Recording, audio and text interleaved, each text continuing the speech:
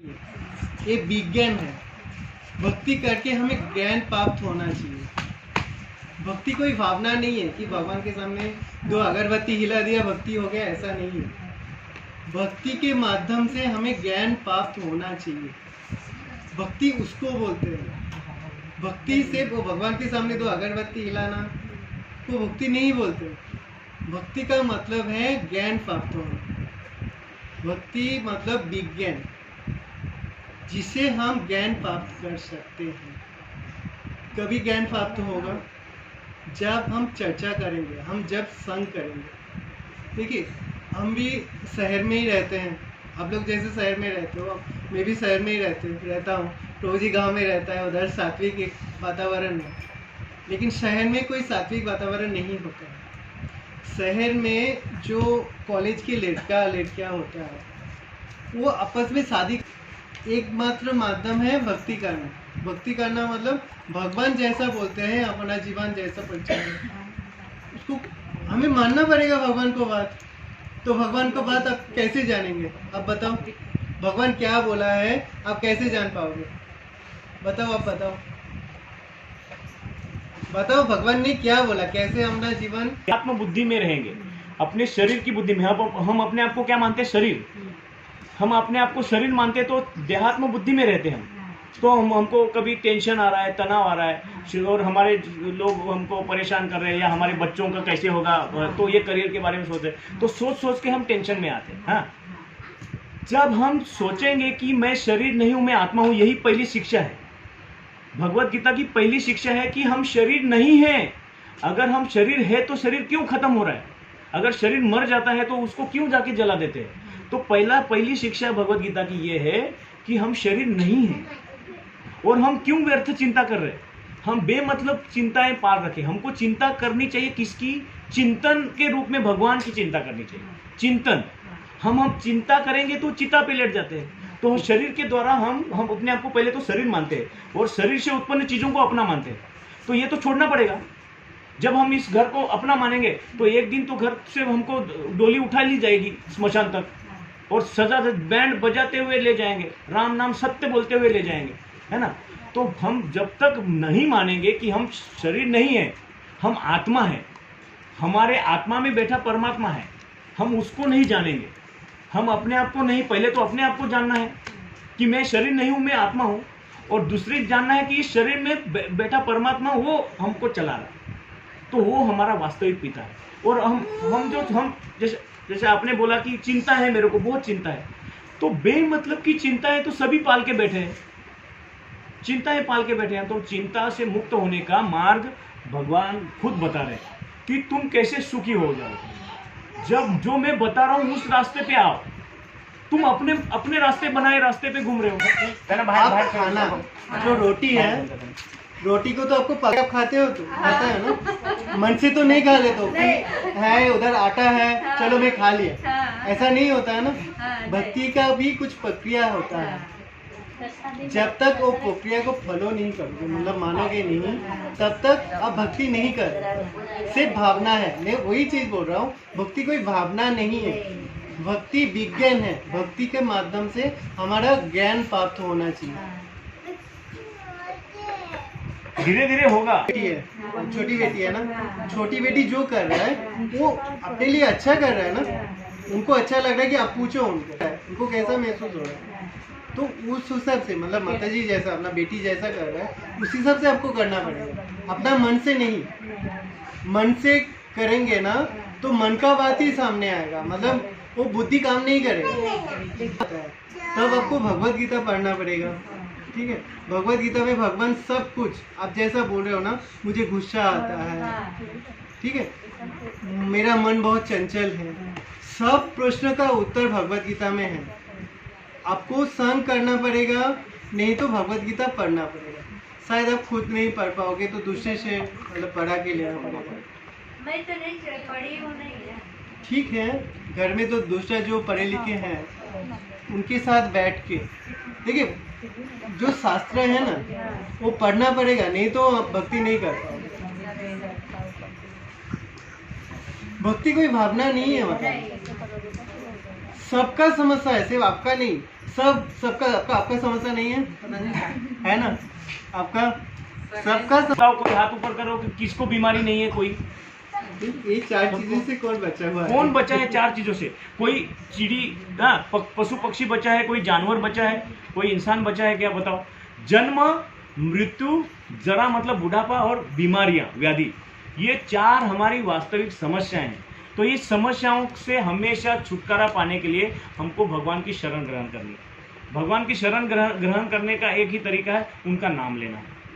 और उनका नाम लेने के लिए क्या करना पड़ेगा? किसी ऐसे व्यक्ति को पास पहले जाना पड़ेगा। अगर हम बोलेंगे भगवान को, लड्डू गोपाल को मैं शरण जाता हूँ, तो क्या हम लड्डू गोपाल को डायरेक्ट शरण जा सकते हैं? प्रार्थना करेंगे, हम हाथ जोड़ेंगे, उनको रोज दंडवत नमस्कार करेंगे। जिसने उनको जाना है, ऐसे व्यक्ति के पास जाना पड़ेगा। मतलब क्या बोलते हैं भगवान गीता में? तद विधि प्रणिपाते न परिप्रश्न सेवया। आपको ऐसे विधि से गुजरना पड़ेगा। जैसा कोई व्यक्ति जिसको जाना है, उसके पास जाके उनकी सेवा करनी पड़ेगी, या उनसे प्रश्न करने पड़ेंगे अपने जीवन के लिए कि मैं ये मेरी समस्या है, मैं इससे छूटना चाहता हूँ, मुझे मार्ग तो रास्ता वो सीखा है, वो बताएगा। तद विधि प्रणिपाते परिप्रश्न सेवया उपदेशन्ति ज्ञानम। वही उपदेश कर सकता है जिसने ज्ञान ग्रहण किया है, जो तत्वदर्शी, जो तत्वता जाना है।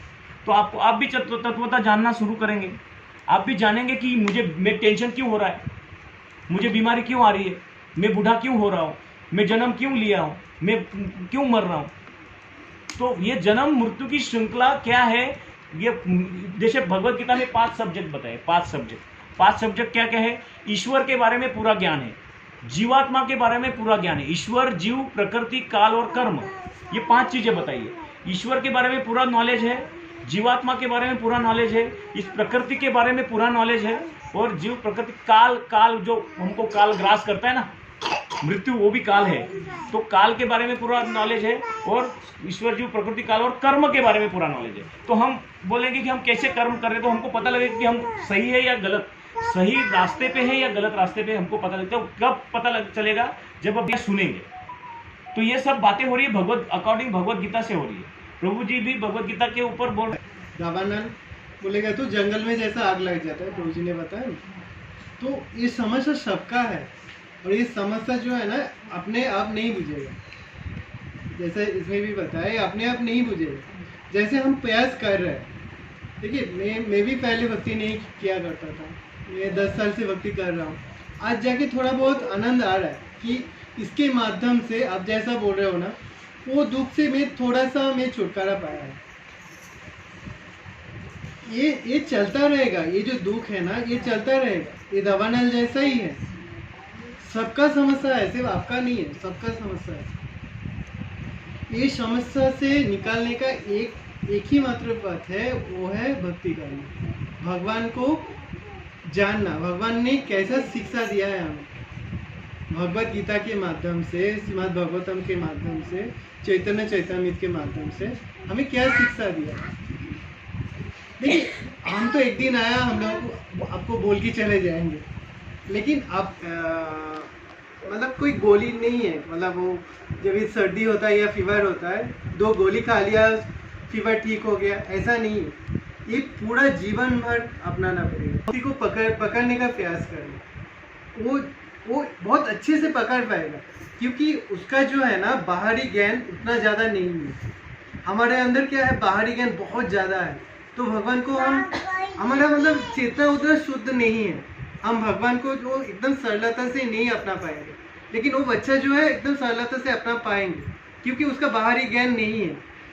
ठीक है, तो हमारा जैसा भी परिस्थिति है, वो परिस्थिति, देखिए कभी भी जो है ना, परिस्थिति अनुकूल नहीं होगा। जो भी परिस्थिति है, उसी परिस्थिति में हमें भगवान का शरणागत होना है। जैसा भी परिस्थिति है, हमारा भी परिस्थिति बहुत अच्छा नहीं है, हम पूरा दिन भगवान के पास बैठा रहेंगे, ऐसा नहीं है।